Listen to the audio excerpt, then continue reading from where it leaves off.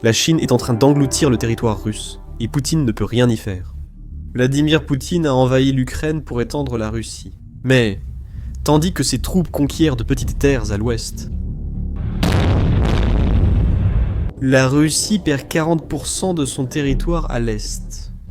7 millions de kilomètres carrés, presque la taille du Brésil tout entier. Et je ne parle pas d'une invasion avec des chars, je parle de quelque chose de bien plus intelligent que Xi Jinping est en train de faire pendant que le monde regarde l'Ukraine. D'ici la fin de 2025, les investissements chinois dans l'extrême-orient russe devraient atteindre 12,6 milliards de dollars. Mais la Chine ne construit pas de ports ni de routes. Elle crée une dépendance commerciale totale. Et il y a plus. Jusqu'à 2 millions de citoyens chinois vivent et travaillent déjà dans la région, avec l'approbation totale de Poutine. Ils travaillent dans des zones économiques spéciales, des morceaux de la Russie où la Chine fait la loi. Poutine pourrait inverser cette situation, mais s'il le fait, il perdra le soutien chinois. Sans la Chine, la guerre en Ukraine cesse.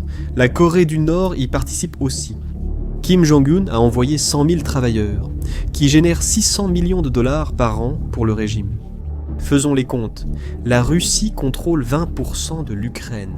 Il a fallu 3 ans et demi de guerre brutale pour en arriver là. Pendant l'année 2025, les gains n'ont représenté qu'1% du territoire ukrainien. 1% en une année entière. Pendant ce temps, la Chine fournit 80% des pièces essentielles dont Poutine a besoin pour sa guerre de drones. Sans elle, tout s'effondre. Poutine a lancé cette guerre pour restaurer la grandeur impériale, mais le résultat a été l'opposé. Alors qu'il essaie d'ajouter 20% de l'Ukraine, il est en train de perdre 40% de la Russie elle-même. Il paie pour des centimètres à l'ouest avec des millions de kilomètres carrés à l'est. Il conquiert 20% de l'Ukraine et perd le contrôle de 40% de la Russie. C'est un calcul qui ne tient pas la route,